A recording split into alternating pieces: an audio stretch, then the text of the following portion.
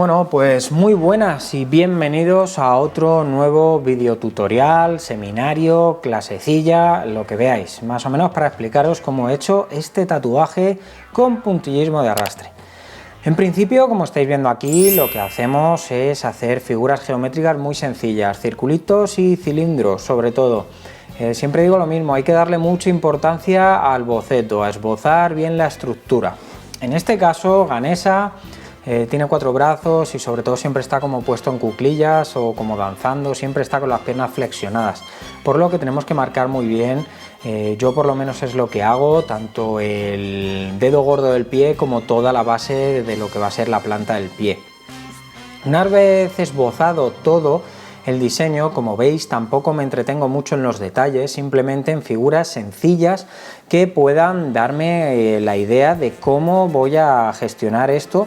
Pues ya le vamos dando algunos detalles, como hacer un poco pues las líneas de las articulaciones, un poco la musculatura, los dedos y demás. Lo más complicado que podéis tener aquí es en cuanto al tema de la proporción de la cabeza, ya que es una cabeza de elefante y las orejas y la trompa pueden llegar a dificultaros un poco el tema de que todo esté proporcionado. También es muy panzudo, es muy regordete, entonces siempre tenemos que reflejar también eso, que está gordito, ¿vale? A la hora de representar a Ganesha siempre se representa con una maza, con un hacha, con unos ladi, unos luda, que son unos dulces que le gustan mucho, y con la mano extendida con el símbolo de Baradramudra, que es como una bendición, ¿vale? Son elementos que son importantes a la hora de reflejar el diseño de Ganesha y que os animo a todos a que investiguéis bastante sobre la historia de este personaje hinduista, porque luego a la hora de reflejarlo esos pequeños detalles son justamente los que le van a dar peso a todo el diseño y la composición. Siempre va acompañado de una ratita. Eso también lo tenéis que tener en cuenta y reflejarlo, porque he visto muchas veces que a Ganesha no se le representa con eso, se le representa con otro tipo de objetos, y si queremos ser fieles al diseño original, a la representación y ser sobre todo respetuosos, deberíamos de por lo menos conocer por qué lleva esos elementos y por qué se hacen. Como veis, después del boceto le bajo un poquito la opacidad y en otra capa, aún con lápiz, sigo abocetando un poco lo que es la idea. La idea es un diseño homenaje conmemorativo de un familiar, por lo que luego el nombre del familiar lo haremos con un pergamino clásico y con el nombre en letras muy finitas, que lo elegí al final poner justo en la flor de loto que hace que se extiende desde los pies de Ganesha. De esta forma, como la cabeza, el casco que lleva, el yelmo y demás, todo está muy recargado arriba, para compensar un poco todo el diseño, pues el pergamino lo puse por debajo. ¿Qué más os puedo contar? Bueno, de la historia de Ganesha, porque muchos vais a preguntarme cómo es que tiene el colmillo roto. El colmillo lo tiene roto porque él se lo rompe para utilizar a modo de pincel para escribir. Ganesha es la deidad hinduista y patrón de las escrituras, entonces es algo bastante importante también a tener en cuenta. Hay 4 historias que me parecen bastante curiosas sobre cómo Ganesha llegó a ser Ganesha. Y bueno, como tenemos un ratito mientras veis un poco el proceso de cómo sigo abocetando, aunque le estoy dando más detalles, sigue siendo el boceto, aún no hemos pasado a entintarlo o a darle lo que viene siendo el aspecto final. Pues como os iba diciendo, a la hora de la historia de Ganesha hay 4 historias. La más conocida es que Parvati, que era la mujer de Shiva, puso a Ganesha de guardia en la puerta mientras ella se bañaba para que nadie entrase. Entonces fue Shiva a ver a su mujer durante uno de sus baños, y como el guardia no le reconocía ni sabía quién era, no le dejó entrar. Entonces Shiva entró en cólera y le cortó la cabeza. Ante esto, Parvati estaba muy afligida y Shiva, que bebía los vientos por su mujer, le prometió sustituir la cabeza del guarda por el primer animal que pasase por delante de la puerta, siendo coincidentemente un elefante el que pasó, y así acabó con la cabeza de elefante. esta es una de las historias más conocidas. La segunda historia viene a contar que Shiva se fue fuera de la ciudad, fuera de su casa, durante el embarazo de Parvati. Parvati tuvo a luz a Ganesa, Ganesa creció y Shiva volvió al cabo del tiempo. Y tuvo una discusión con Ganesa sin saber que era su hijo. En esta discusión, Shiva, que volvió a entrar en cólera, era bastante colérico, era un poquito el Hulk del hinduismo, lo decapitó. Entonces, cuando Parvati entró en la sala y vio a su hijo decapitado, volvió a estar súper afligida y le pidió a Shiva que arreglara el destrozo que había hecho con su propio hijo, ya que Shiva le había decapitado sin saber siquiera que era su hijo. Así que Shiva prometió que sustituiría la cabeza por el primer bebé que no estuviera en el regazo de su madre. Y el único animal que cumplía esta condición de no estar en el regazo de su madre era un elefante. Esa sería la segunda historia más conocida. Antes de seguir, como veis, aquí he cambiado el color del lápiz a un rojizo, también se puede poner en azul, en otros colores, porque esto así ayuda a que no tengo que bajar la opacidad y sin embargo puedo meterle todo tipo de detalles a la hora de entintar. Esto se utiliza mucho en animación y os lo recomiendo bastante. Si dibujáis en vez de en el iPad de forma clásica, lo mismo, hay unos lápices de colores que son para animación, que luego cuando entintamos el dibujo y lo escaneamos, ese color no sale y solo sale la tinta negra que hemos añadido. Bueno, pues ya veis que ha cogido bastante forma el diseño. Vamos a seguir con las historias.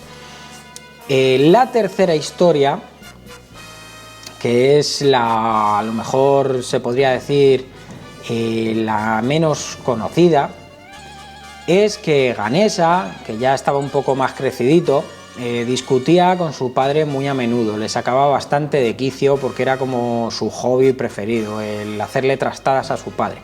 Y en una de estas discusiones muy fuertes, Shiva se enfadó muchísimo con él porque Ganesa se estaba burlando de él, con lo cual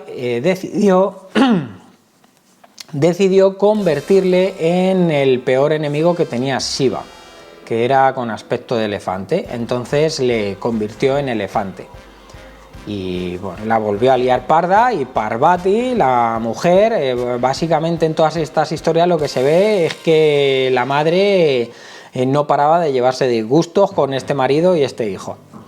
Y la última, la menos conocida, es que Ganesa siempre había querido ser un elefante, era su mayor sueño. Entonces Parvati le pidió a un genio de una lámpara que le convirtiera en elefante, pero el genio era bastante vago, nada que ver con Aladín.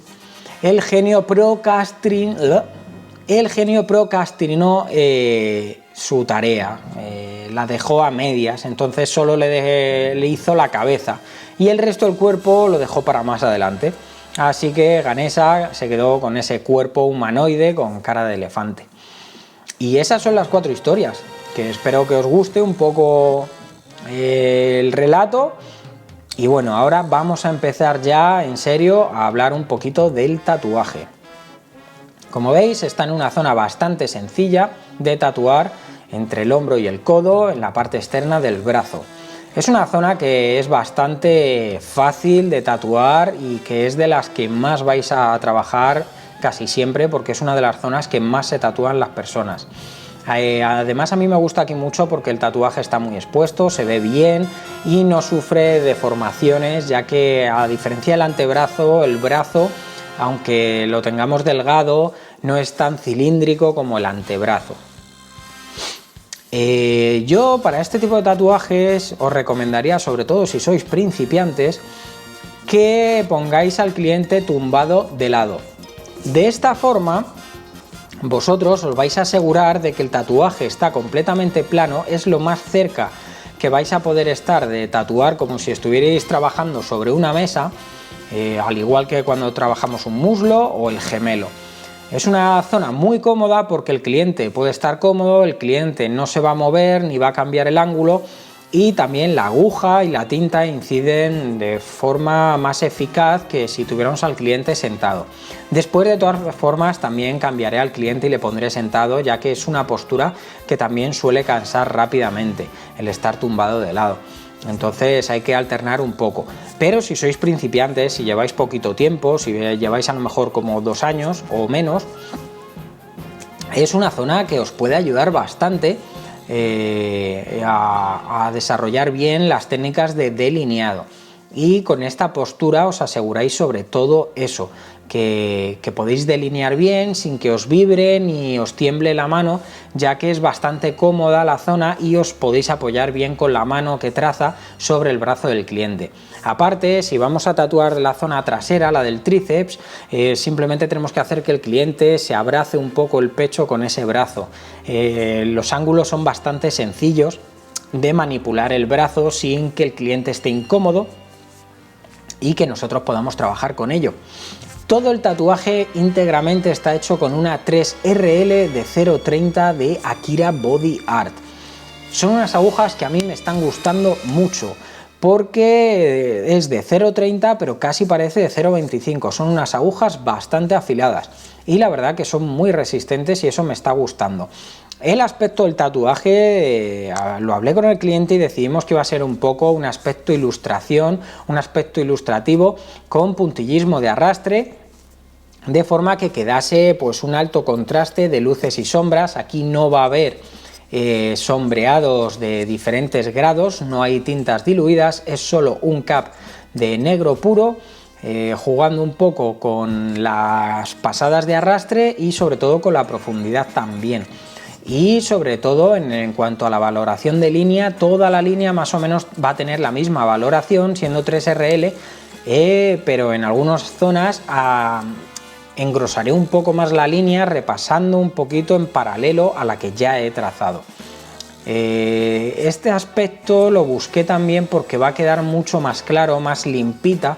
El aspecto visual va a quedar más limpio a la hora de ver el tatuaje, pero eso ya lo veréis en el resultado final. A la hora de trazar, pues como siempre os digo, si sois diestros, mejor de abajo a arriba y de derecha a izquierda. Aunque en este caso, como el cliente está de lado, también nos podemos situar de frente a su brazo, a su espalda, y bordear el tatuaje, es decir, trazar desde abajo por el tríceps y luego ir subiendo hacia el bíceps, hacia el interior. Como veis, ahora mismo estoy colocado de frente a la espalda del cliente y puedo trabajar lo que es todo el tríceps y dejarme la zona del interior del brazo un poco para el final. Así también nos aseguramos que no emborronamos la plantilla ni tenemos ningún tipo de problema, pero que es también muy cómodo a la hora de delinear este tipo de trabajos que tienen muchos detalles y que tienen muchos ángulos diferentes para atacar lo que es el diseño. No tengáis prisa en este tipo de trabajos. A la hora de trazar, cada línea cuenta, por lo que yo os recomiendo que os toméis vuestro tiempo para delinear todo en su justa medida y añadirle todos los detalles que queráis. También hablé con el cliente, ya que como sabéis lo hago mucho en los trabajos de blanco y negro, de darle un toque de color, porque el toque de color a mí me funciona mucho y me gusta mucho, y en este tipo de casos va a funcionar muchísimo más. Entonces, en este caso decidimos que las gemas que lleva en el pecho y en el tocado iban a ir en rojo, como también lo iba a llevar el tridente y unas pequeñas bolitas, unas gemitas que lleva a lo largo de la trompa. Eso iba a ser solo, esos elementos iban a ser los que añadiéramos el toque de color, ya que si no ya saturaríamos mucho el diseño, y como estamos buscando un alto contraste de sombras muy duras y zonas de luces que van a ser las que no añadamos ningún tipo de sombreado, que queden libres de tinta, pues para compensar un poco el alto contraste, un toque de color en la zona central yo opiné que era lo que mejor quedaría. También en el Bada Mudra, en lo que es el símbolo de la mano, también íbamos a añadirle el rojo. Aquí, por ejemplo, ya situamos al cliente lo que viene siendo boca arriba. con el brazo un poco cruzado por el pecho, ya que el cliente se estaba también cansando un poco de estar de lado. Como os digo, son tatuajes que se hacen un poquito largos, fueron unas 3 horas y media más o menos, y estar en la misma posición en este tipo de tatuajes al final acaba cansando. Cansa de todas las formas posibles, o sea, da igual que estés boca arriba, de lado, sentado, que de pie. Da lo mismo porque al final te acaba cansando. Son muchas horas en las que tienes que estar estático y aunque puedas conversar con el cliente y hacérselo pasar más ameno, al final cansa. A la hora de hacer el puntillismo de arrastre, como siempre digo, es muy sencillo. Lo que tenéis que hacer, y se puede apreciar un poco en el vídeo, es sacar la aguja a 2 o a 2,5 milímetros, sacarla bastante, la aguja. El voltaje tiene que ser un voltaje entre el sombreado y un poco sombreado más rápido. Quiere decir, el voltaje tiene que ser como el del sombreado o un poquito tirando hacia el voltaje que uséis en relleno. Con eso y la aguja muy expuesta afuera, sacada, como digo, con mucho recorrido, a la hora de aplicarlo con la mano muy rápido, porque este tipo de trabajo se aplica pum, pum, pum, pum, de forma rápida, no es como el delineado que vas despacito, aquí vas tirando las líneas como si estuvieras sombreando a paladas muy rápido. Eso lo que conseguimos es el puntillismo. Os recomiendo para el puntillismo de arrastre que os iniciéis con la 5RL, ya que los puntitos se marcan mejor y va a ser más fácil. La 3RL en puntillismo de arrastre es más complicado, los puntos acaban estando muy juntitos y es más complicado conseguirlos si no domináis la técnica. Entonces al principio os recomiendo la 5RL y así ir probando. Es muy sencillo y si tenéis alguna piel sintética lo podéis comprobar para regular un poco el voltaje. Ponéis el voltaje, como digo, en sombreado, trazáis unas cuantas líneas de forma rápida y veréis entre los puntitos la separación. Entonces debéis de adaptar un poco la velocidad de vuestra mano y el voltaje, de forma que esos puntitos queden o más separados o más juntos entre sí, dependiendo también un poco de qué queráis conseguir y sobre todo vuestros gustos a la hora del puntillismo de arrastre. Pero es una técnica bastante sencilla cuando le coges el punto al tema del voltaje y de cómo tienes que hacerlo.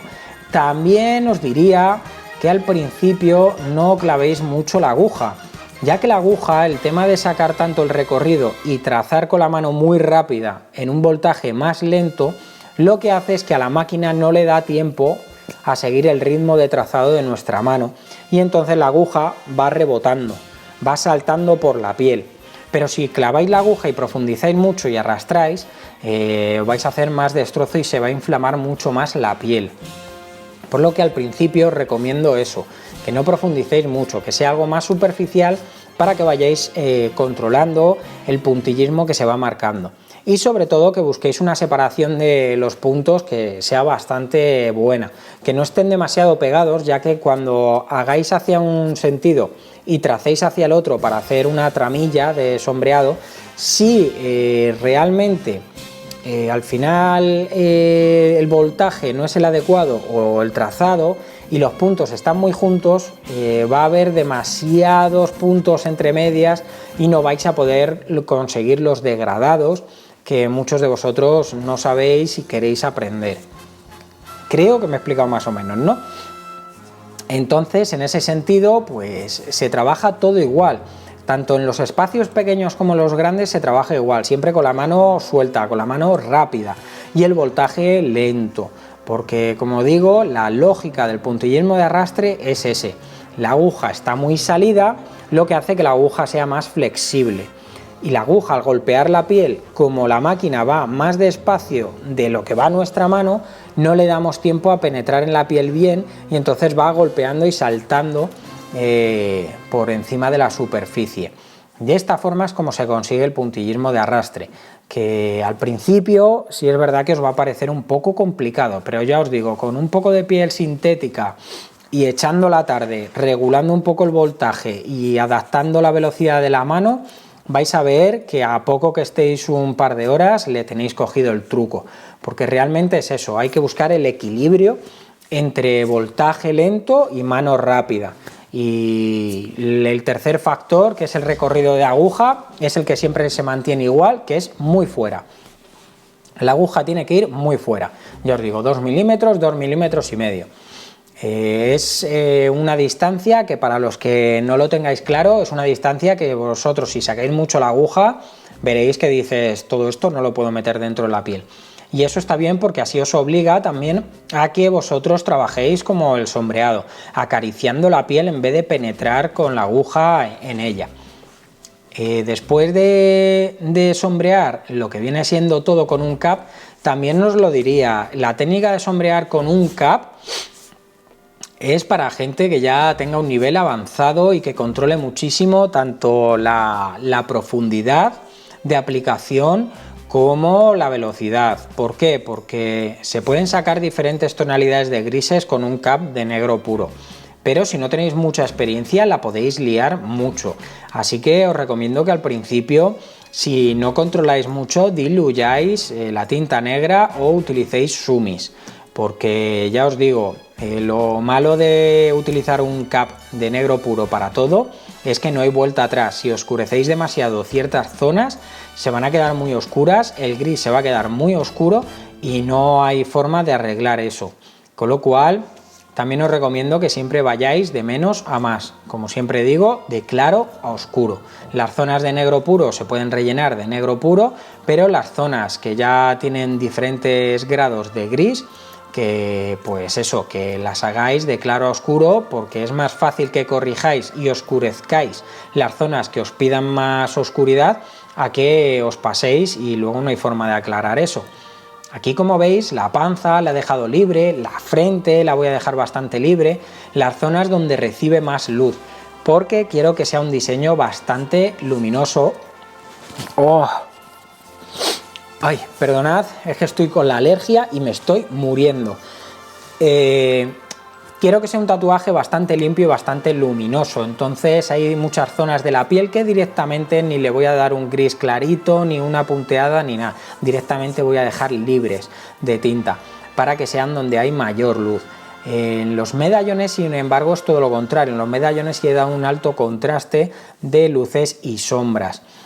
Para sombrear o oscurecer con la 3RL, os diría que apliquéis lo mismo, que sigáis aplicando el puntillismo de arrastre, ya que si intentáis rellenar con la 3RL como si fuera una aguja de relleno, vais a hacer muchísima herida, vais a hacer unos hoyos en la piel increíbles y no va a funcionar, ¿vale? La 3RL es para delinear, entonces no podéis rellenar con ella grandes espacios a menos que sea a base de trama.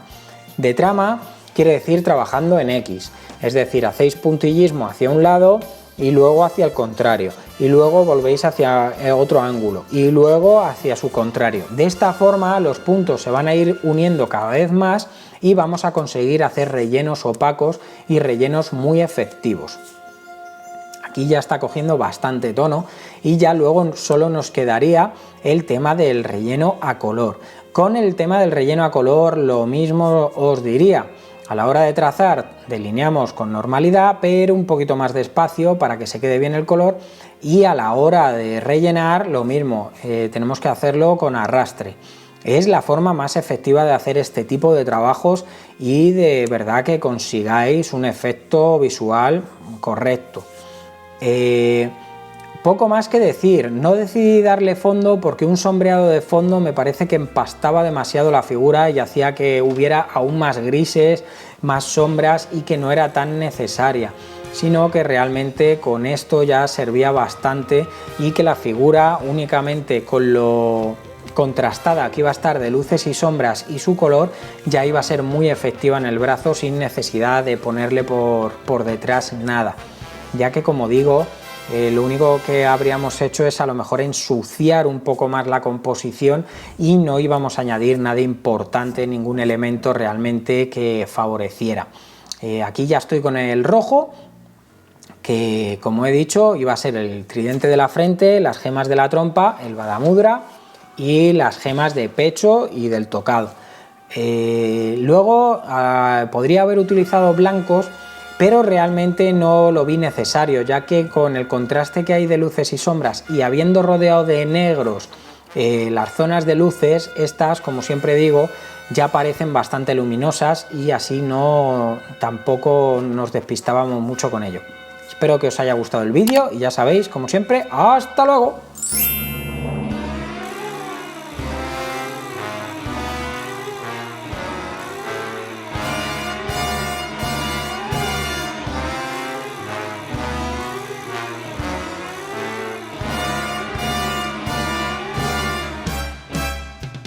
Smoke weed every day.